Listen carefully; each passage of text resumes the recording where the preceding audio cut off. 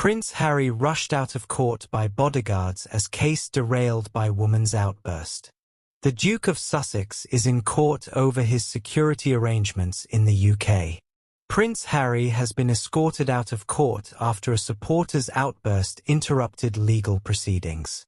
The Duke of Sussex has been at the Court of Appeal in London as he continues to appeal the decision of the Executive Committee for the Protection of Royalty and Public Figures, RAVEC, that he should receive a different degree of protection when in the UK compared to when he was a full-time senior working royal.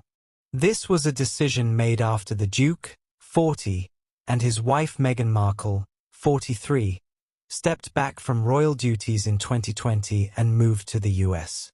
Prince Harry's secret half-brother, who wants to bond over hatred of King Charles. Hello viewers, please remember to subscribe and click on the notifications bell icon, so you will be notified whenever we upload new cookies about the British royal family.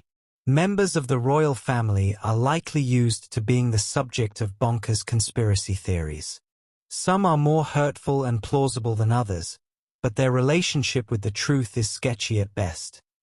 Prince Harry certainly knows a thing or two about this. One of the most famous rumours is that the Duke of Sussex is actually the son of James Hewitt, a former lover of Princess Diana.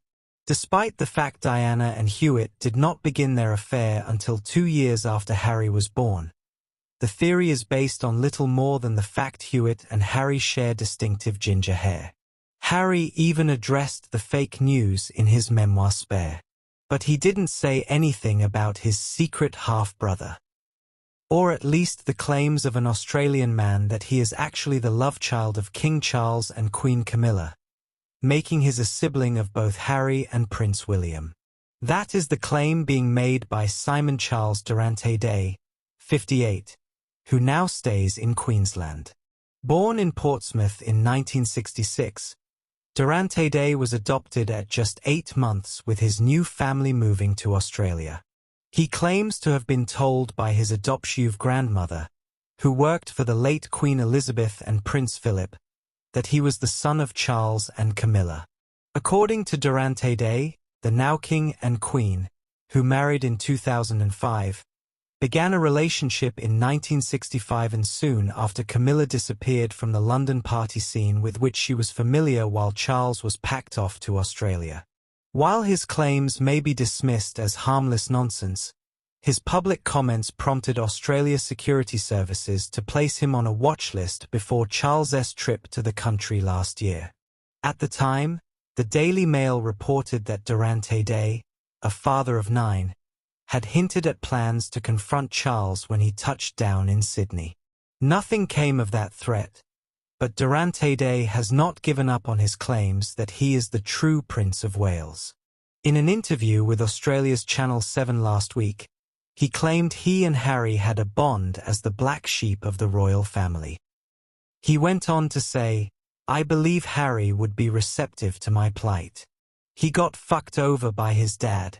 He has a bone to pick with Charles. Just like I do." He spoke of his wish to give Harry and Meghan Markle a big hug and said he saw parallels between Meghan, 43, and his own Indigenous wife. When people say he looked very nervous and jumpy, I understand where Harry is coming from with that. I can tell that he's worried about someone attacking Meghan and saying something that will force her to react. My wife is the same, so I can relate. My advice for Harry is to let her go, to let Meghan say what she wants to say. People have been racist and insensitive to Meghan. She should give it back to critics without people looking down on her.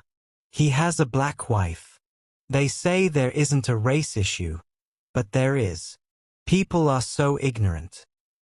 Prince Harry and Meghan Markle thanked for righting the wrongs of the royal family.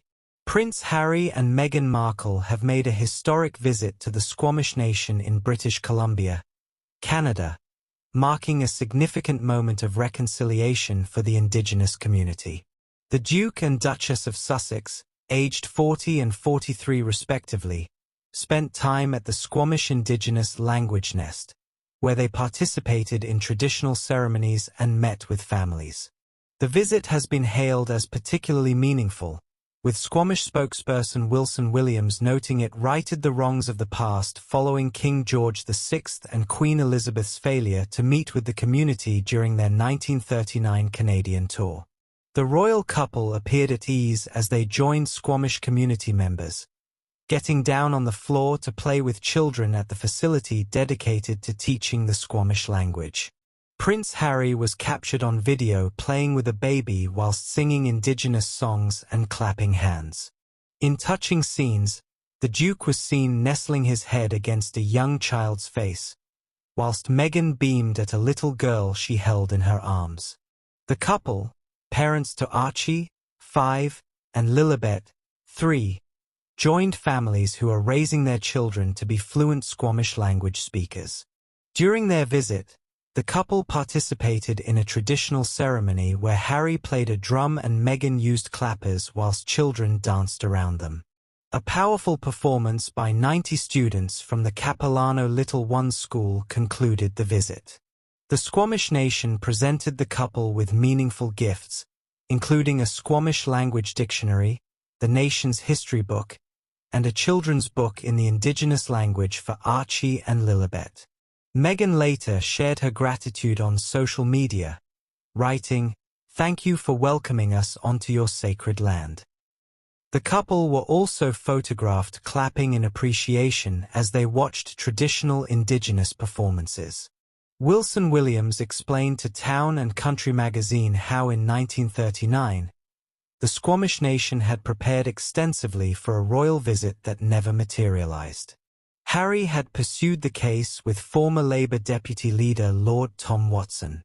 Squamish Nation were advised that the royal family would stop, so Chief Capilano's son carved 2 totem poles, and they built an arch over Marine Drive, he said. The community had prepared gifts, as per their tradition, making the royal absence particularly painful.